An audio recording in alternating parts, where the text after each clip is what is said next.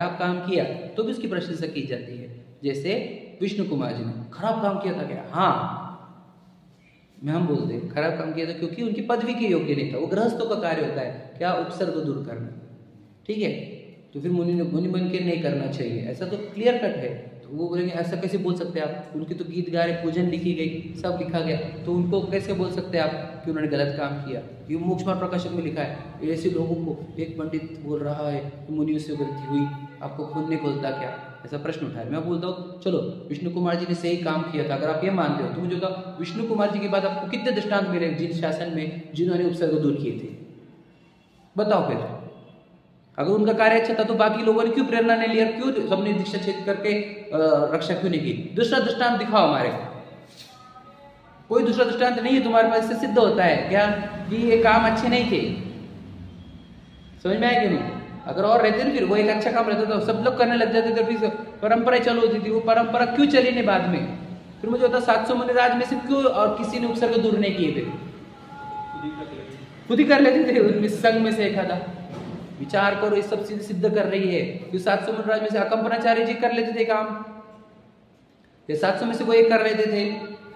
ये जिन शासन है ही नहीं, वो एक ओकेजन बन गया। वैसे योग थे, विष्णु कुमार जी ने कर दिया, उनकी पीठ भी थपथपाई, लेकिन हमने बताया फिर बाद में उनको दीक्षा छेद हुआ था तो उसका दीक्षा प्रायश्चित लेकर वापस साधारण मुनि बनने थे और उसी बहुत से मोक्ष गए थे।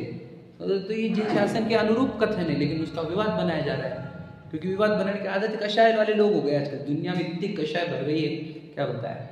मुनियों का स्वरूप तो समता भाव होता है। मेरी भावना की लाइन भी है, साम्य भाव धन रखते हैं, एक बात। दूसरा, अर्घावतारण असी प्रहारण में सदा समता धरण।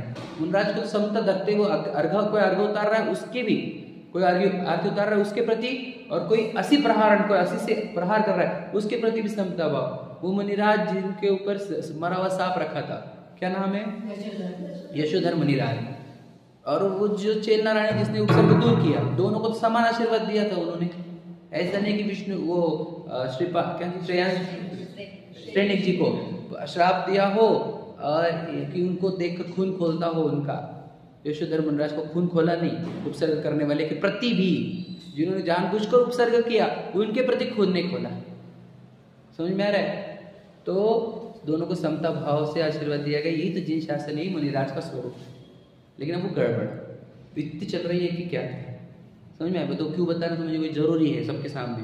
मोक्ष मार्ग प्रकाशक के बारे में कोई कुछ कहेगा, हम नहीं रुकेंगे। ये हमारे लिए भगवान से कम नहीं है, हमारे भगवान से कम नहीं है। ये भगवान की वाणी हमारे लिए, इसके बारे में कुछ कहेगा बर्दाश्त नहीं होगा हमारे को।